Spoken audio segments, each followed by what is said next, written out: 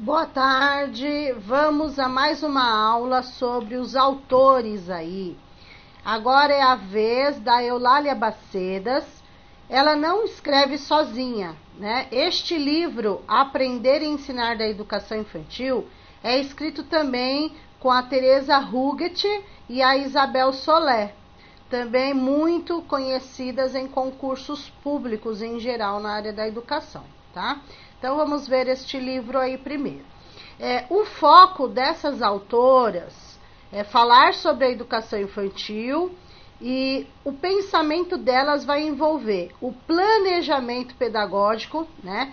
A importância do planejamento pedagógico, que deve ser um planejamento flexível, ou seja, a qualquer momento pode ser mudado esse planejamento devido à realidade e às necessidades das crianças. Outro ponto que elas focam é a respeito da junção família e escola. Então, qual é a ideia? Construírem juntos os critérios, ou seja, falar a mesma língua na escola e em casa, para que as crianças possam entender. E elas iniciam um livro aí citando a questão da exploração dos objetos, que é uma fala do Piaget, né? Então elas vão citar o Piaget, elas concordam com o que ele fala, né, com as descobertas dele, e elas focam muito na questão de exploração e experimentação dos objetos, que é uma fala do Piaget, porque as crianças, elas aprendem e se desenvolvem brincando. Então, nesse ponto da questão da experimentação, da exploração dos objetos, elas vão aprender também, ok? Então, esses são os 3 pontos principais aí da Eulália Bacedas, junto com a Teresa Huguet, junto com a Isabel Solé. É a questão da citação do Piaget, exploração e experimentação, do planejamento pedagógico, que deve ser flexível, e criar critérios junto aos pais para que falem as mesmas línguas, critérios comuns aí, ok? Vamos lá, vamos estudar essas autoras, né? Vamos lá. O processo de conhecimento das crianças inicia desde pequenas, com a exploração dos objetos, né? Ou seja, realmente as crianças, para conhecer, né, elas vão explorar os objetos, porque até então elas não têm conhecimento desses objetos. Por exemplo, elas vão direto numa tomada, elas não têm a noção do perigo que é colocar o dedo na tomada, mas elas têm que explorar o espaço. Nós vamos impedir? Não. Porém, nós temos que ter o cuidado de verificar o perigo, né? Deixar ela explorar o espaço, mas vendo o perigo, a gente vai interferir aí, ok? Essa exploração dos objetos é citada por Piaget e elas concordam, tá? A criança conhece quando atua sobre os objetos, ou seja, aprende, né? Quando experimenta, quando explora os objetos. Quando pratica ações sobre os objetos e estas vão sendo complexificadas à medida que vai ampliando as ações e relações sobre os objetos. A exploração e experimentação, então vejam, são 2 palavras-chave aí que se encontram no texto delas, no livro delas.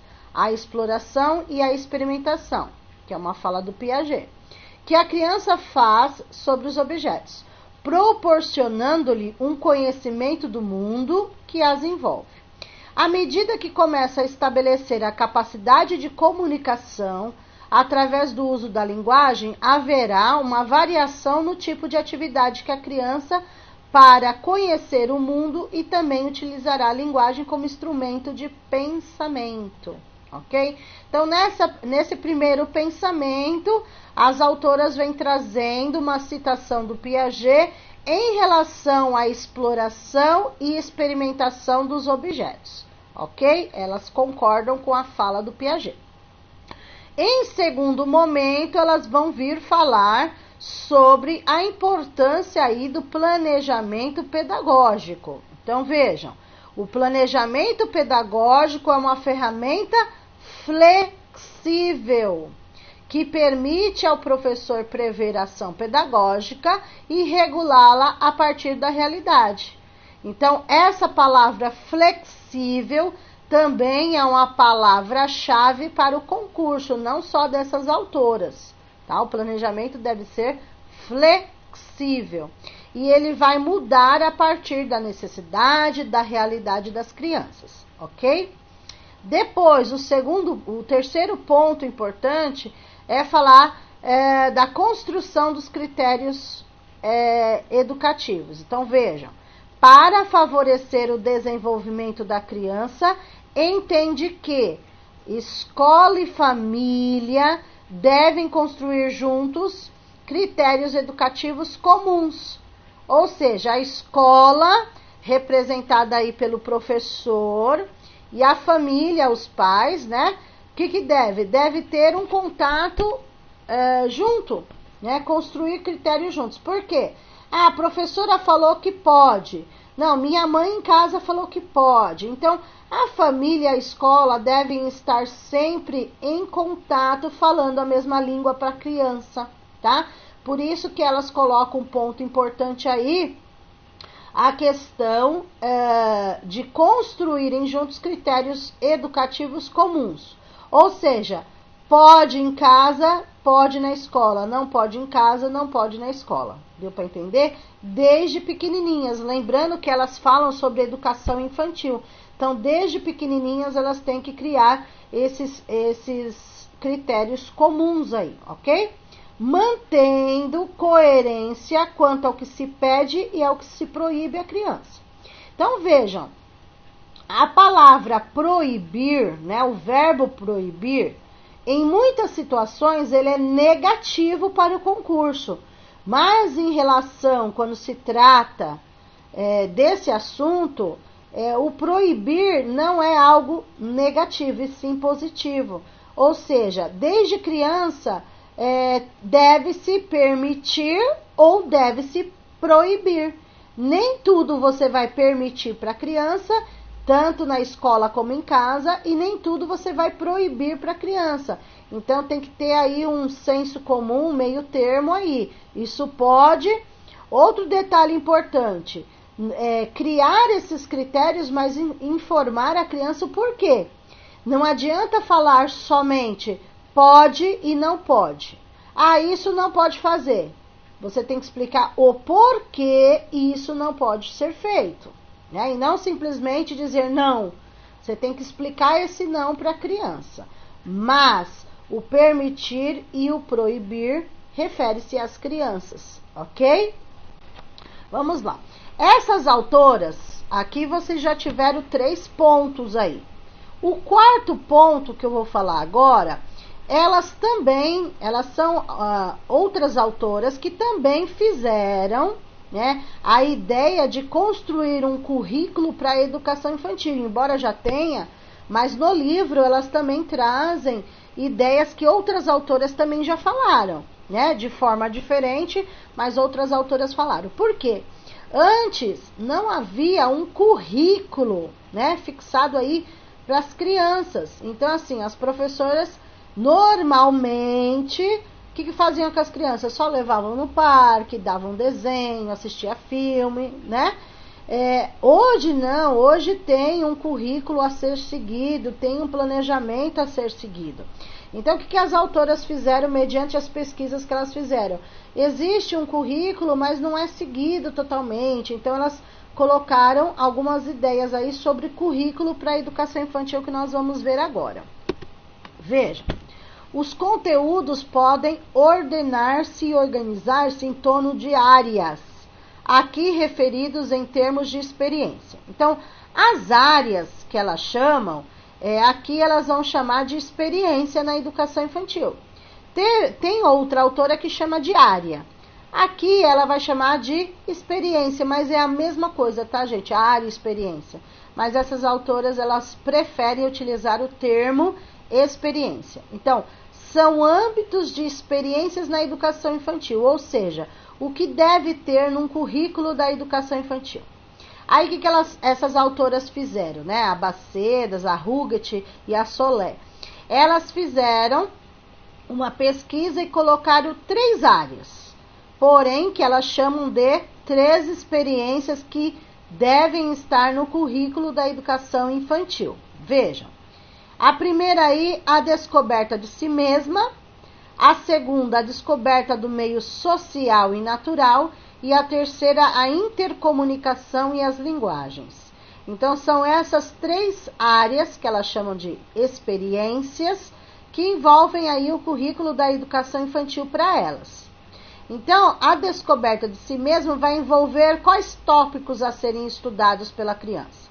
Conhecimento de si mesmo e do próprio corpo, então, ou seja, que a criança conheça a si mesmo, conheça o seu corpo, os seus limites, né? O corpo e o movimento, né? Então, vai entrar aí conhecer o seu corpo, os movimentos que ele consegue fazer. E o indivíduo na sociedade, ou seja, saber que ele é um ser humano com direitos e deveres dentro de uma sociedade. Ou seja, em geral, conhecer a si mesmo. Depois, no segundo tópico, segunda área, né, segunda experiência, a descoberta do meio social e natural. O que é para ser trabalhado nessa descoberta do meio social e natural? A adaptação à escola, ou seja, a integração, o aluno entra, vai se integrar à escola, se adaptar à escola, aos amigos, né? Relação com outras pessoas, com os outros amiguinhos, conhecer a professora, outros adultos também. A exploração do meio, né? Do meio sala de aula, do ambiente, do refeitório, de todas as dependências da escola, jogos e experimentação. Então, para ser trabalhado, porque a criança ela vai aprender e vai se desenvolver através de jogos, brincadeiras, dinâmicas, enfim. E lembrem-se, a exploração e experimentação dos objetos aí, ok? E a terceira área, que elas chamam de experiências, é a intercomunicação e as linguagens. O que é para ser trabalhado nessa experiência, nessa área? Linguagem verbal, oral e escrita. Oh, mas espera lá, educação infantil? Linguagem verbal, oral e escrita? Na verdade, elas colocaram, mas isso não quer dizer que as crianças saibam ler e escrever, ok? Chega um ponto que na educação infantil elas podem ler e escrever de forma diferenciada da escrita, né? Elas fazem em forma de desenhos, elas entendem de outra maneira, ok? Linguagem matemática também é para ser trabalhado na educação infantil, claro, na fase, né, se referindo à criança, tá? Também é para ser trabalhado na educação infantil a linguagem musical, não pode faltar música, né, gente? Principalmente na educação infantil. E a linguagem plástica, que vai entrar aí a área de artes, que também é trabalhado na educação infantil. Só que na educação infantil, é a própria professora da sala, né, que normalmente trabalha a área de artes também, né? Lá no fundamental, a partir do primeiro ano, terá uma professora específica aí para a área de artes, para a área de educação física, para a área de inglês, né? Mas normalmente na educação infantil é a própria professora. Pode acontecer em algumas prefeituras, alguns municípios que já na educação infantil pode até ter professores dessas áreas, mas com 4, 5 anos na pré-escola, né? Na creche não vai ter mesmo, ok? E linguagem corporal, que vocês vão lembrar de educação física, ok? Só que essa linguagem corporal também, muitas vezes quem trabalha é a própria professora da sala de aula. Nós estamos falando da educação infantil, né? E não do fundamental. Então, resumidamente aí, essas autoras vão trazer âmbitos de experiências, né? Seriam as áreas que elas chamam de experiência. Então, descoberta de si mesma, descoberta do meio social e natural e a intercomunicação e as linguagens. Vejam que aí na intercomunicação e as linguagens vão entrar, só que em outras palavras, vão chamar de linguagem. Mas vejam, linguagem verbal, oral e escrita, a gente pode associar à língua portuguesa e ao português. Linguagem matemática, associa a matemática. Musical e plástica, nós podemos associar à área de artes. Linguagem corporal, nós podemos utilizar aí, fazer uma associação com a educação física. Já na segunda, descoberta do meio social e natural, nós podemos associar o quê? Aí, ciências, história e geografia, né? Social e natural. Vai entrar essas disciplinas, mas eles não vão chamar diretamente a história, geografia, ciências, eles utilizam esses outros termos, mas para a gente fazer uma associação, para não esquecer, né? Então vejam, todas as disciplinas da Base Nacional Comum, por exemplo, estão interligadas aí, ok? Só que em outras nomenclaturas, tudo bem? Então, fechando aí essas autoras, né? Bacedas, a Huguet e a Solé, elas vêm trazendo a ideia de um currículo para ser trabalhado essas 3 áreas, mas sobre o planejamento, que é flexível, mais sobre os critérios educativos comuns para ser trabalhado escola e família, e a questão da citação do Piaget, que é a experimentação e a exploração dos objetos, que assim elas vão aprender, ok? Gente, lembrando que é um resumo do livro e as partes principais das questões que caem na prova de concurso público, tudo bem? Então aqui é o fechamento, um resumo para vocês de cada autor. Lembrando que nós vamos trabalhar 70 autores ao todo aí, vai passar de 70, porém, quem for prestar o concurso de PI e PEB vai ter mais de 70 autores ao todo, porque são 33 de PI e 39 de PEB. Quem for prestar só o de PEB vai estudar só os 39. Quem for prestar só o de PEI vai estudar os 33. Agora, quem for prestar os dois vai ter que estudar os 70 e poucos autores aí, ok? E já peço desculpas para vocês aí da demora, né? Das gravações das aulas, porque é muita aula e para postar... lembrando, uma aula online dá muito mais trabalho do que a aula presencial. Vamos concordar aí. Porque você grava, daí tem que ver se tem erros, editar, aí passar para a plataforma, demora, né? Arquivo, essas coisas. Enfim, espero que dê tudo certo aí para as nossas aulas presenciais futuramente, depois que passar essa pandemia. Tudo que vocês estão estudando online... para dar tudo certo para que a gente possa estudar aí presencial. Nós já conseguimos o espaço, tudo certinho, porém nós temos que esperar essa pandemia e ser marcada a data da nova prova, né? Vamos lá, continuando. Agora nós vamos fazer, são questões de simulado, ou seja, são questões de provas anteriores que caíram nas provas da VUNESP, que o concurso é VUNESP, que nós vamos ver como que eles perguntaram aí nas provas anteriores, ok? Sobre essas autoras. Vamos lá. Simulado. Aprender e ensinar na educação infantil, que é o nome do livro, Eulália Bacedas, Tereza Huguet e Isabel Solé. VUNESP, essa questão foi de 2014. Alice é professora de uma turma de 4 anos de idade, em um centro municipal de educação infantil. Ela está empenhada em aplicar o parágrafo único do artigo 53 do ECA, convidando os pais ou responsáveis para participarem do processo pedagógico que ela busca desenvolver com seus alunos. Alice encontrou em Bacedas fundamentação para sua iniciativa, pois esta autora, para favorecer o desenvolvimento da criança, entende que...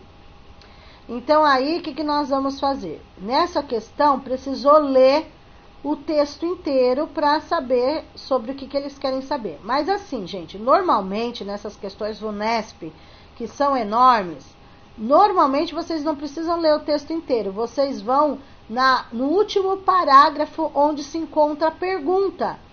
Às vezes, muita gente, se você lê a questão, nem precisa ler toda a historinha acima, para não perder tanto tempo na prova do concurso. Então, por exemplo, poderia já ler direto ali no parágrafo, ó.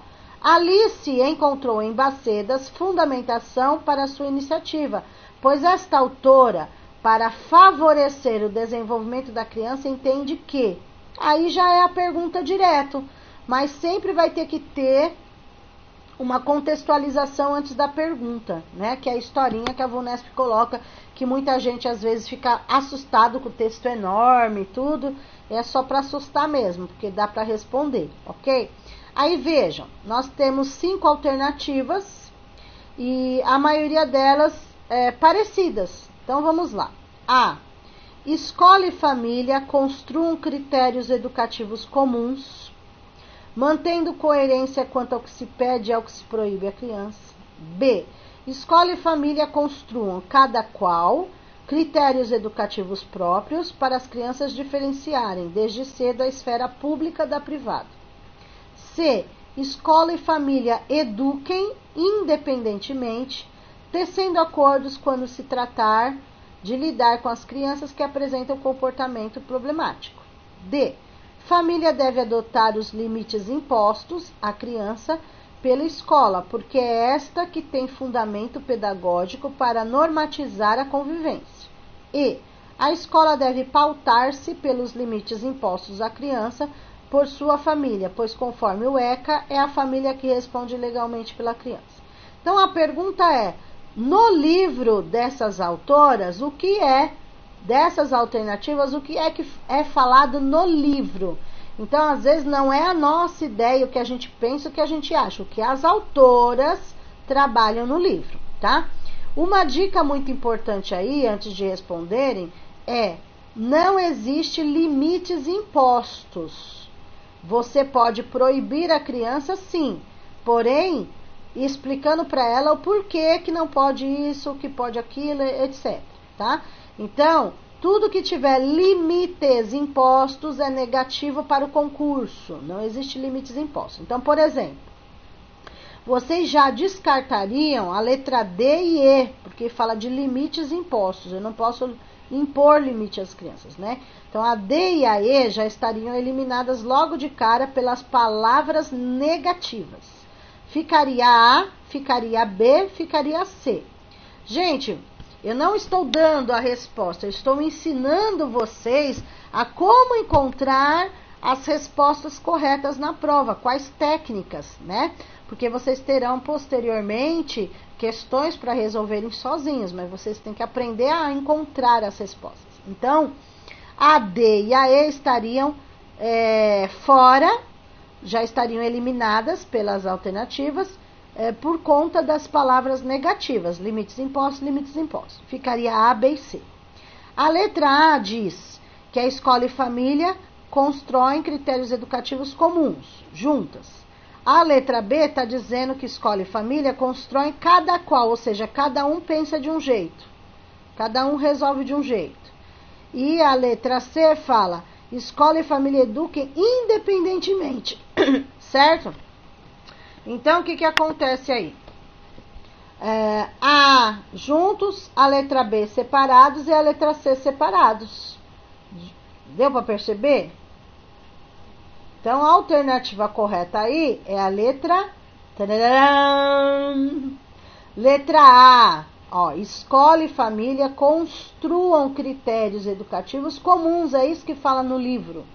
Mantendo coerência quando ao que se pede e ao que se proíbe à criança, tá? A letra B não, porque fala cada qual, ou seja, escola pensa de uma forma, família pensa de outra, né? E a letra C, independente. Então, o que as autoras dizem no livro, a ideia é que construam critérios educativos comuns. A palavra-chave é essa, ó, construam critérios educativos comuns. A letra B está cada qual faz o que quer e a letra C está independente, ou seja, cada um pensa de uma forma. E a ideia é que pensem iguais para ajudar a criança, ok? Então, a alternativa correta aí é a letra A. Vamos mais uma questão. Questão 2. Segundo Isabel Solé, Eulália Bacedas e Teresa Huguet, autoras do livro Aprender e Ensinar na Educação Infantil, uma perspectiva que vise a uma educação de qualidade, define o planejamento pedagógico como. Então, vocês têm que lembrar qual o pensamento das autoras sobre planejamento pedagógico. Lembrando que não é só essas autoras que pensam assim sobre planejamento. A própria legislação também fala disso, outros autores também falam disso, ok? Então vamos lá. Como que elas definem planejamento pedagógico? A.